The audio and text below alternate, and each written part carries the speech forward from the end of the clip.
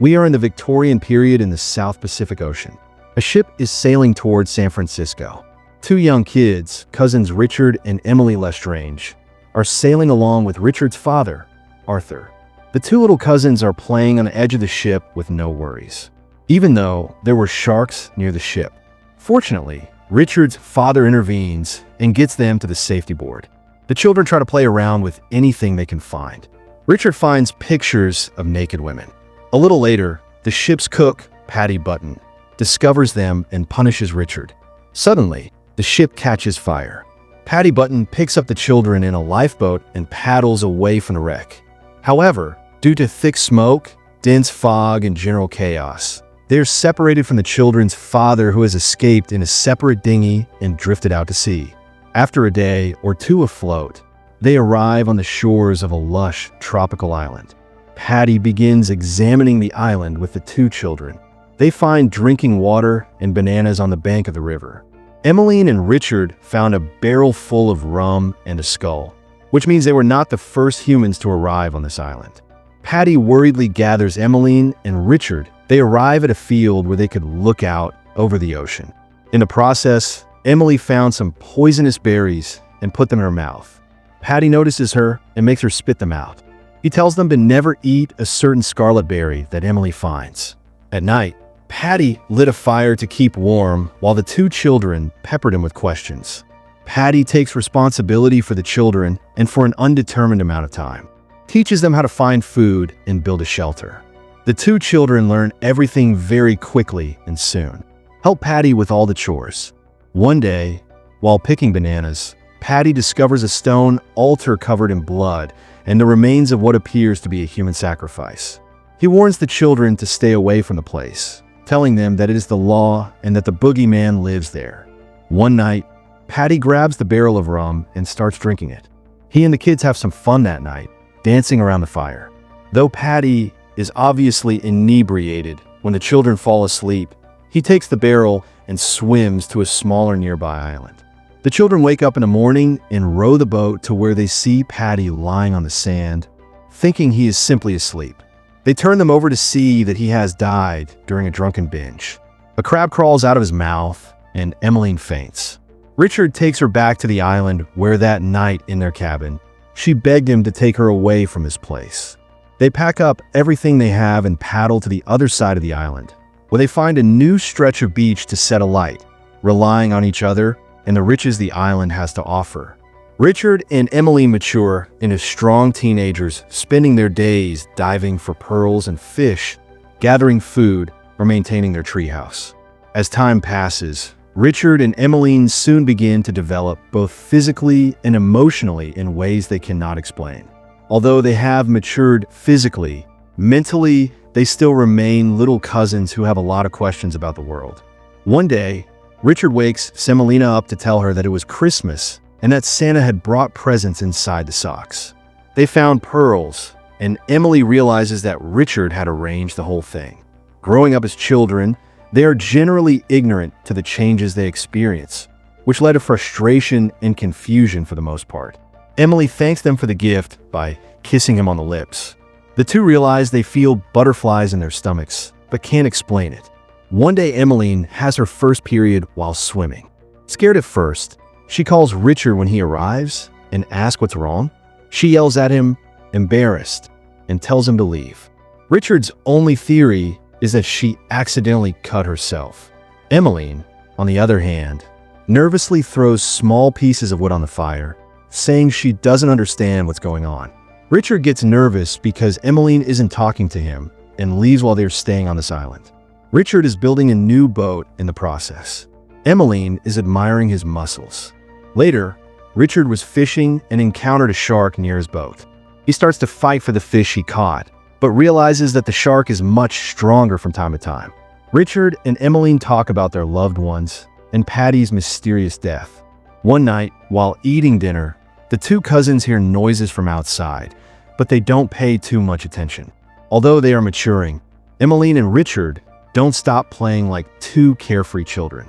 Just as Emmeline feels attracted to Richard, he also can't stop watching her playing with the water. One day, the ever-curious Emmeline hears a noise again and wanders to the forbidden side of the island.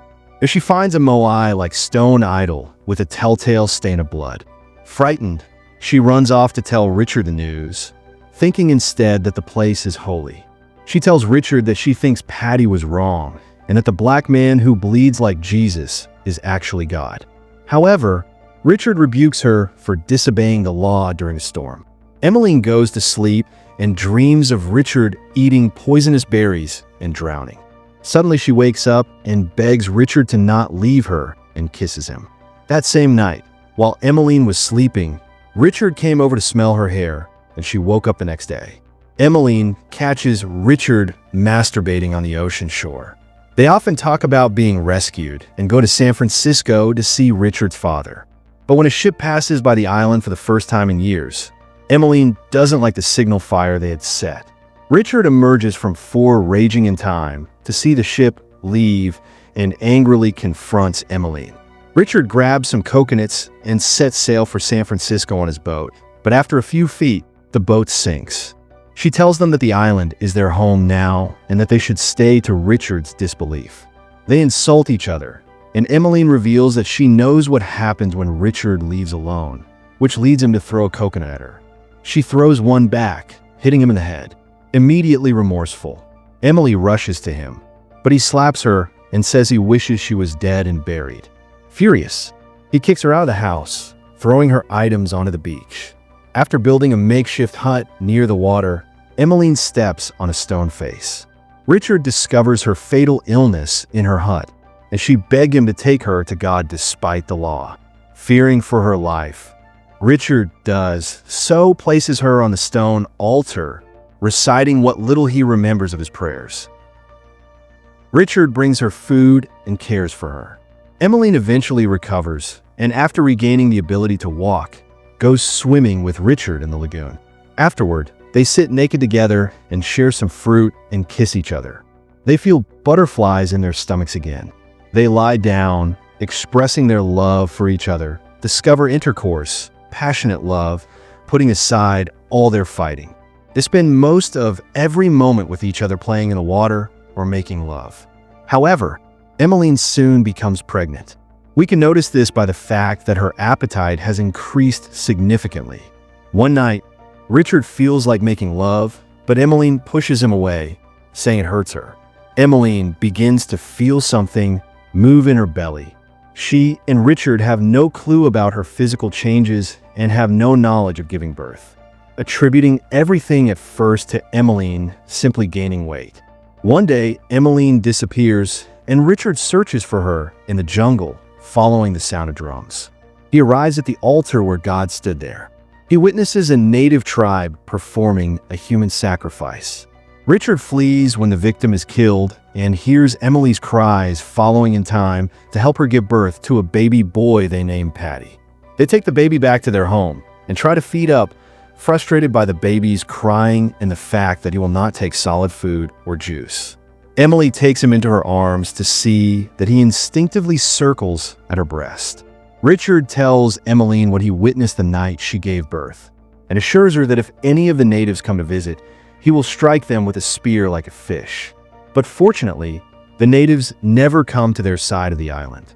The next day, Richard returned to the island where Patty had died. He approaches the beach and sees the old man's skeleton lying in the sand, bleached by the sun. Richard tentatively touches his ribs, matching them to Patty's, and looks at the bones in his hands. As the child grows, they teach him how to swim and play. Richard tries to teach him all the things he learned from Patty. The little boy spoke his father's name for the first time, and they could only be happy while they are all playing together in the wet mud near the shore. A ship led by Richard's father approaches the island, sees them there, since they are completely covered in mud. Arthur does not recognize them. Patty points to the ship. But what? Richard and Emmeline see it. They give up all previous intentions of leaving the island with silent glances and retreat with Patty into the forest. The family continues to spend their days together playing games and gathering food. One morning, the young family takes the rowboat to visit their home place and gather food and other supplies. Richard goes to pick bananas while Emmeline and the baby explore the coast. Emily doesn't notice that young Patty is picking poisonous berries and putting them in his pocket. The two return to the boat to wait for Richard, but the tide carries them out. Patty throws one of the oars into the water. Emily notices and tries to retrieve it with the other, where she's unable to do so, and calls out to Richard, who starts swimming toward the boat, followed closely by a shark. Just before he reaches the boat, Emily throws the last word at the shark, hitting it and giving Richard enough time to get out of the water. They try to paddle to the shore with their hands, but the tide is too strong and they don't swim since the shark could attack them. Slowly but surely, the boat is taken out to sea. After a day or two, Richard and Emily wake up from a nap and find Patty eating the berries he had collected. Frantic, they try to get him to spit them out, but he has already swallowed them. After another day, young Patty struggles to keep his eyes open and falls into a deep sleep. Resolved, Richard divides the remaining berries between him and Emily, and they lie down together, awaiting death. A short time later, a large schooner approaches the rowboat. Arthur Lestrange and the ship's captain approaching their own dinghy to find the young couple and their baby lying in the boat. Do you think they're dead or deeply asleep? Subscribe for more videos like this. Turn on notifications and leave a like to help the channel out. Thank you for watching.